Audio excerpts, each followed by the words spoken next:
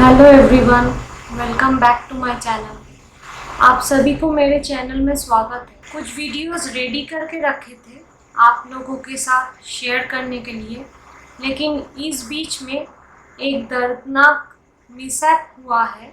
मेरा एक अंकल का कोरोना से डेथ हो गया है और उनका वाइफ यानी मेरी आंटी भी ऑक्सीजन सपोर्ट में है। इतना बुरा सिचुएशन है चारों तरफ में कि दूसरा कुछ सोचने का मौका ही नहीं मिल रहा है। चारों तरफ का खबर देख के और सुन के मन बहुत ही खराब हो रहा है। सभी डरे हुए हैं। कुछ एक्सपर्ट से सुन रहे थे कि इन्फेक्शन का रेट के हिसाब से हॉस्पिटल बेड्स बहुत ही कम मिल रहा है। इस कारण से मुझे ऐसा लगा कि दो वीडियोस जो पहले से ही यूट्यूब में है वो आप लोगों के साथ शेयर करना बहुत ही ज़रूरी है। हेलो एवरीवन, मैं doctor Manisha, chest specialist, Sarvodaya hospital. आज आपसे बात करेंगे न्यू नॉर्मल के बारे में, कोरोना के साथ कैसे रहना है। बिकॉज कोरोना ये तो हमने अभी तक एक्सेप्ट कर लिया है कि कोरोना कहीं जाने वाला नहीं है। And we are seeing so many patients every day. हमारे सेटअप पे हम कितने पेशेंट्स ठीक करके भेज चुके हैं, कितने पेशेंट्स सिक हैं जो अभी एडमिटेड हैं। तो आज हम उन सवालों के बारे में डिस्कस करेंगे जो रोज़ पेशेंट और उनके अटेंडेंट्स हमसे पूछते हैं कोरोना को लेके। सबसे पहला ये है कि आप घर पर हैं और आपको लग रहा है कि सांस में तकलीफ़ है, तो अलग अलग थ्योरीज आई हैं कि अगर आप 10 सेकेंड सांस रोक के देखते हैं और आपको लगता है कि तकलीफ़ नहीं हो रही है, या आप ब्रीदिंग एक्सरसाइजेस करते हैं जो कि इवैल्यूएट कर सकती है, सो डेफिनेटली ये सब कर सकते होंगे, but then these are not recommended. अभी एक जो रिकमेंडेशन का पार्ट है वो ये है जो 6 मिनट वॉक टेस्ट होता है। 6 मिनट वॉक टेस्ट मतलब हम पेशेंट को एक नॉर्मल पेस पे 6 मिनट के लिए चलने के लिए देखते हैं और 6 मिनट में चलने के बाद उनके ऑक्सीजन लेवल्स को चेक करते रहते हैं। अगर 6 मिनट के बाद ऑक्सीजन लेवल्स का डिप 6 से 8% से ज़्यादा हो तो डेफिनेटली लंग इन्वॉल्वमेंट शुरू हो गई है, which is a quite authentic test. Pulse oximeter है, which is a simple device कि आपने अपनी फिंगर पे ऐसे लगाया और वो आपकी बॉडी के ऑक्सीजन लेवल्स को मॉनिटर करेगा। सो अगर आपके ऑक्सीजन लेवल्स जो नॉर्मली 95 to 97% होते हैं, अगर वो 95 से नीचे आते हैं और डिक्रीजिंग ट्रेंड रहता है, लाइक 95, 94, 93 ऐसा रहता है, तो दैट्स एन अलार्म। तो अब आपको डॉक्टर के कॉन्टैक्ट में आना है, डॉक्टर की एडवाइस लेनी है एंड फर्दर चेकअप्स के लिए जाना है। तो इससे पहले कि आपका नुकसान शुरू हो, बॉडी में निमोनिया बढ़ जाए, ये ऑक्सीजन लेवल्स एक इंडिकेटर है कि आपको हॉस्पिटलाइजेशन और आपको डॉक्टर की ज़रूरत है। कोरोना वायरस इन्फेक्शन में एक टर्म होती है हैप्पी हाइपॉक्सिया। हैप्पी हाइपॉक्सिया मतलब कि मेरी बॉडी में ऑक्सीजन लेवल्स कम होते जाते हैं, जिसको हाइपॉक्सिया कहते हैं, लेकिन आपको सांस नहीं फूलता है। बाय द टाइम आपको सांस फूलने लगता है, आपके ऑक्सीजन लेवल्स इतना डिप कर जाते हैं कि वो आपके लिए नुकसानदायक हो सकते हैं। सो अगर आपके सिम्टम्स वर्सन होते हैं या आप इनिशियल स्टेज पे ही मॉडरेट या सिवियर कैटेगरी में आते हैं तो आपको हॉस्पिटलाइज किया जाता है। हॉस्पिटलाइजेशन के दौरान आपके ऑक्सीजन लेवल्स, ऑक्सीजन डिमांड्स और जो भी बॉडी के सिम्टोमेटिक रिलीफ की मेडिसिन हैं वो दी जाती हैं। आजकल हमारे पास काफ़ी मेडिसिन अब अवेलेबल हैं which are although under trial, जैसे कि HCQs हैं, कुछ एंटी इन्फ्लेमेटरी ड्रग्स हैं। जैसे कि हमारी बॉडी बहुत ज़्यादा फाइट में जाती है कोरोना से, तो हमारी बॉडी में बहुत इन्फ्लेमेशन होती है। उस इन्फ्लेमेशन को रोकने के लिए कुछ anti inflammatory drugs like tocilizumab available हैं। Anti viral drugs like remdesivir, Fabiflu ये अवेलेबल हैं।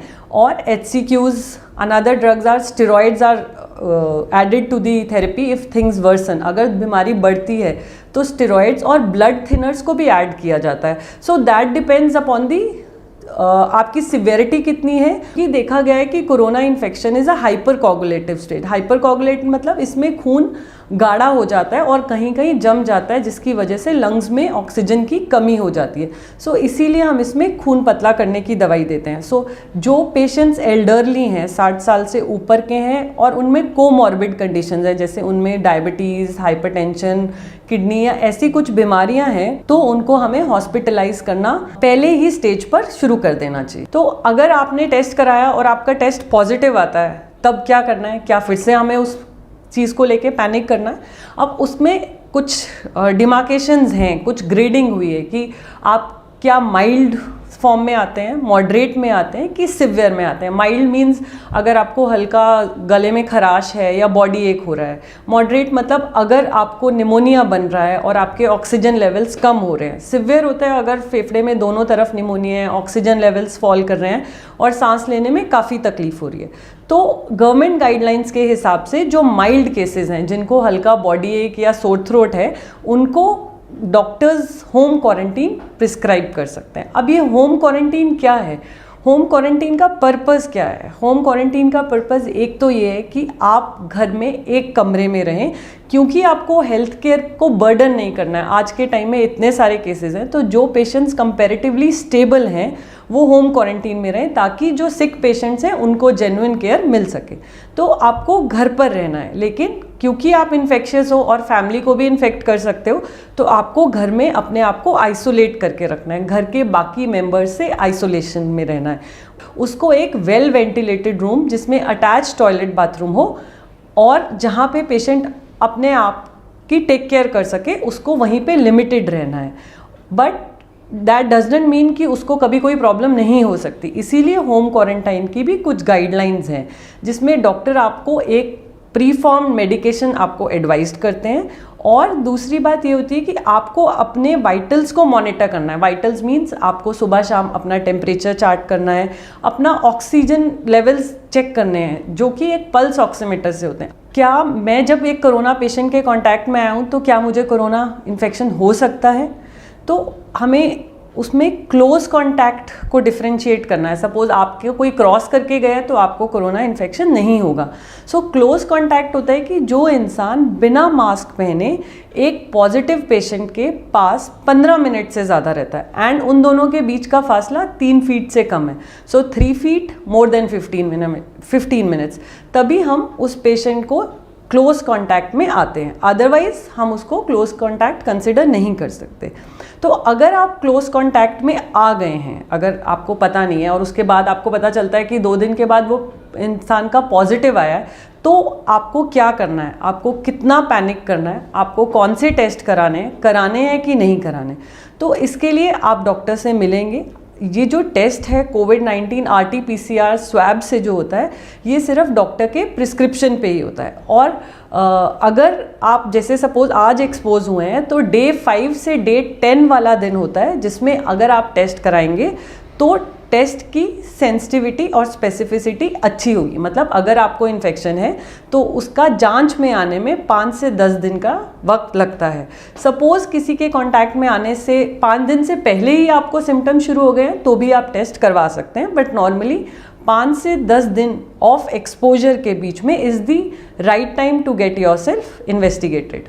अभी और सवाल जो एक बहुत कॉमन है कि जैसे कि हमारे पेशेंट्स डिस्चार्ज होते हैं, तो eight the time of the discharge वो चाहते हैं कि हमारा टेस्ट दोबारा किया जाए। उसका 2 पर्पज़ है। एक तो इसलिए कि वो देखने के लिए कि क्या एक्चुअल वो नेगेटिव हो गए हैं, दूसरा अगर वो नेगेटिव हो गए हैं तो क्या वो अपनी फैमिली मेम्बर्स के साथ रह सकते हैं या अपनी क्वारंटीन वाले पीरियड को ब्रेक कर सकते हैं।